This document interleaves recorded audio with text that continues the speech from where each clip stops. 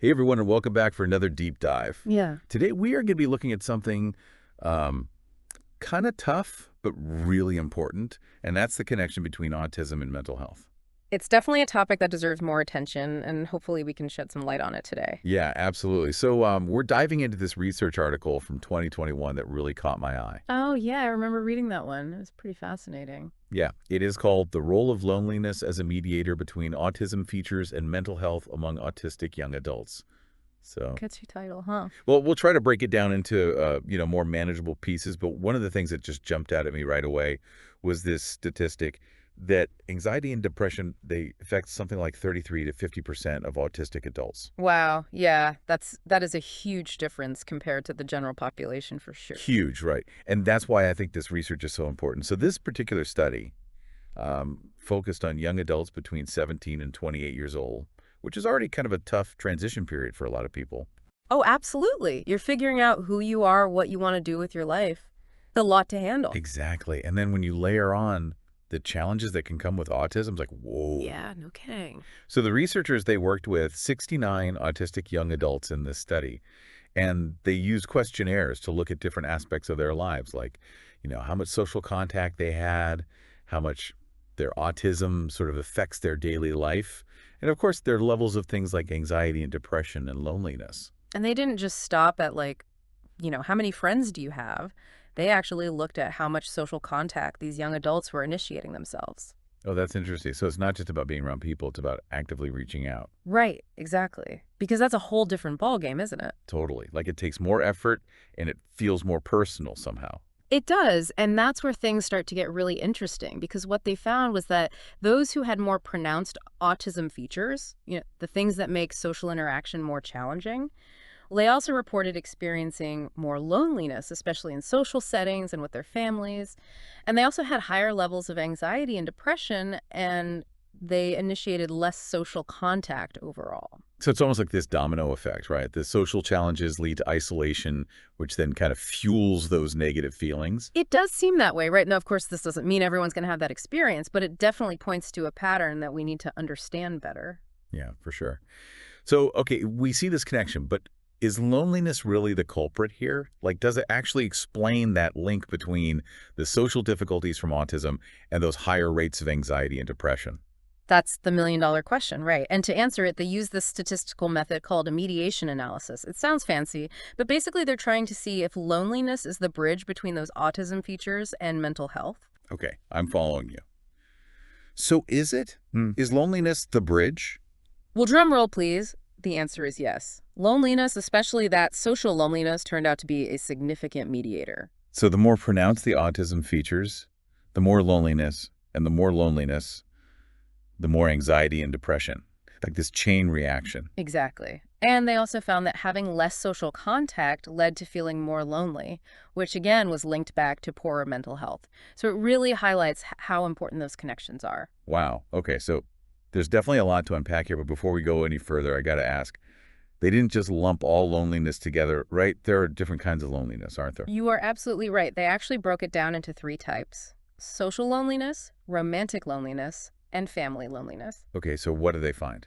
Which type was the biggest troublemaker? Well, buckle up because this is where it gets really interesting. Only social loneliness had that strong mediating effect. Romantic loneliness didn't seem to play a significant role. And family loneliness, well, it had kind of a partial impact. Whoa, hold on. So even if you have a loving family, even if you're not feeling lonely in your romantic life, that social loneliness can still hit you hard. That's what this research suggests. And it really underscores how different types of relationships can have different effects on well-being for autistic adults. It's not just about any connection, it's about feeling like you belong in a larger social world. That makes a lot of sense. So we've established that social loneliness is a big deal for young autistic adults. Yeah. But how does this all play out over a lifetime? Does it change as you get older? I mean, I'm sure it does, right? That's the next big question, and that's what we're going to dive into in the next part of our deep dive.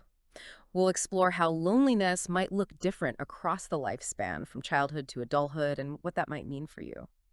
Welcome back to our deep dive. So last time we were really getting into how social loneliness seems to be this big factor in mental health for young autistic adults. Like how even if you have a family, it doesn't necessarily protect you from those feelings of isolation. Yeah, and we talked about how romantic loneliness, while definitely real and valid, didn't seem to have the same impact in this study. Right. It really makes you think about how loneliness affects autistic people differently and how those experiences might not always fit what we typically assume. Definitely. So where do we go from here? What does all this mean for autistic people themselves, for families, for clinicians? Like, Hmm. what are the takeaways? Yeah, that's the big question, isn't it? Like, okay, we've got this research. What do we do with it? Well, one thing it highlights for sure is the need for support systems that directly address social loneliness in autistic individuals. You mean like practical ways to help people build those meaningful connections, that sense of belonging? Exactly. And it goes beyond just teaching social skills. Yeah. It's not just about knowing how to interact. It's about actually having opportunities to put those skills into practice in a way that feels authentic and comfortable. So it's not just about therapy. It's about creating spaces where those connections can happen organically. Right. We need environments where autistic individuals feel accepted and understood, where they can be themselves and connect with others in a genuine way. Okay, so what could that look like? Are we talking about going beyond traditional therapy settings? Absolutely. Think community programs, social groups tailored to specific interests, mentorship opportunities, things that provide consistent support and a sense of community. I bet online spaces could play a role too, especially for those who might find face-to-face interaction more challenging. Definitely. Online platforms can be a great way to connect with others who share your interests and experiences. It's about finding your tribe, so to speak. Exactly. Finding those spaces where you can just be you and connect with others who get it. Yeah. So this is about more than just the autistic individuals themselves, right? Families and caregivers are a big part of this too. Oh, absolutely. They're crucial. Understanding the role of loneliness can help families better support their autistic loved ones. It's about recognizing the signs of social isolation, encouraging social engagement, advocating for resources that promote inclusion. They can be real champions. And we can't forget clinicians and therapists either. They Right. have a huge role to play. For sure. They need to be sensitive to the fact that loneliness might manifest differently in autistic individuals.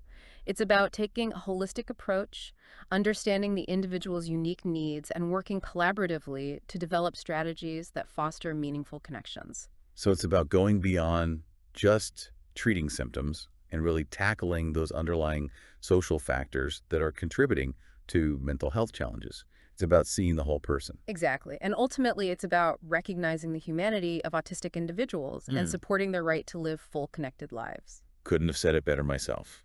But there's still one piece of the puzzle we haven't really explored yet. Oh, what's that?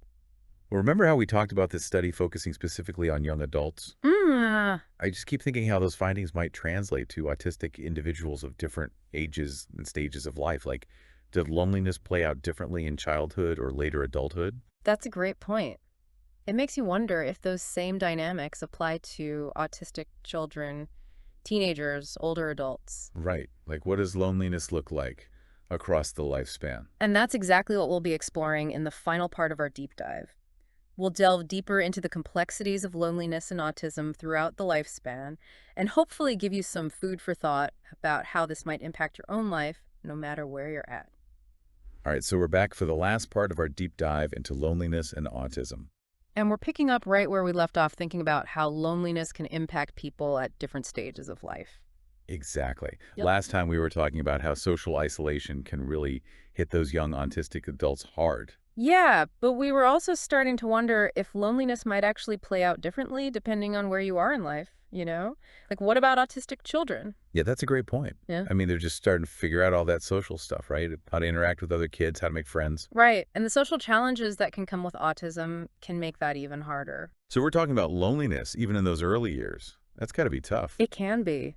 And those early experiences can really have a lasting impact, Yeah. shaping their social and emotional development as they grow. So catching it early and providing support is super important. Oh, absolutely. Things like helping them develop social skills, creating inclusive environments where they feel accepted and understood, that can make a world of difference. Okay, so that's the little ones. Yeah. What about those teenage years? Ugh, I remember how tough that time was for me, even without autism.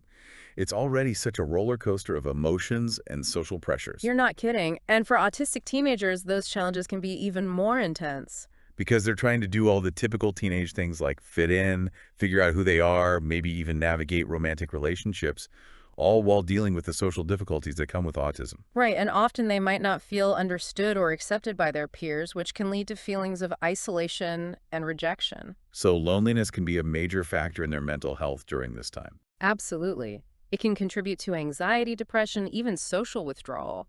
They might start to pull away from social situations, which just makes the loneliness worse.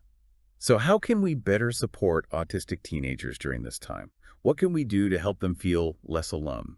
Well, I think it starts with creating a culture of acceptance and understanding in schools and communities. So breaking down those stereotypes and making sure they feel seen and heard for who they are? Exactly. And it's also about giving them opportunities to connect with one another, to share their experiences and build those supportive friendships. Things like peer support groups, social clubs, mentoring programs can all make a huge difference. And what about the role of parents and caregivers? They must play a big part too, right? Oh, absolutely. They're essential. Mhm. Providing a loving and supportive home environment, encouraging social engagement, advocating for their child's needs, all of that can make a world of difference. So being that safe haven, that constant source of support. Exactly. And speaking of different life stages, we can't forget about older adults on the autism spectrum. That's a good point. It's a group that often gets overlooked in these conversations. You have to remember, many of them grew up in a time when autism was really misunderstood or even misdiagnosed. So they might have faced even more challenges with social acceptance and inclusion. Exactly. And as they age, they might face additional challenges like loss of support systems, changes in living situations, declining health. All of these things can contribute to loneliness and isolation. It's like those social connections that they may have already struggled to build become even more fragile over time. Yeah, and remember, the research we discussed earlier focused mainly on social loneliness. But for older adults, other forms of loneliness, like romantic or family loneliness, might become more prominent. So the types of loneliness that hit hardest might actually shift as people age. It's possible, Yeah. and it just highlights the need for support systems that are tailored to the specific needs of older autistic adults. Like providing opportunities for social connection within their communities, promoting involvement in activities they enjoy, ensuring access to mental health services. Exactly. It's about recognizing that loneliness doesn't have to be an inevitable part of aging, and that we can promote social connectedness throughout the lifespan. Such a powerful message. It's never too late to build those connections and find that sense of belonging. Never too late. So to wrap things up, I want to thank you for joining us on this deep dive into loneliness and autism. We've covered a lot of ground, but hopefully you've gained some new insights and maybe even some practical takeaways. I know I have. It's been a real eye-opener. And I think the biggest thing for me is that we need to be talking about loneliness more, especially within the autistic community. Absolutely. It's not something to be ashamed of, and recognizing it is the first step toward addressing it. And remember, there's help out there. If you're struggling with loneliness, don't hesitate to reach out. Couldn't agree more. We focused on autism today, but remember, loneliness is a universal human experience. It can affect anyone, regardless of age, background, or diagnosis. So let's all be more aware, more understanding, and more supportive of those around us who might be feeling alone. Even small acts of kindness can go a long way. Well said. Thanks again for joining us, and until next time, keep diving deep.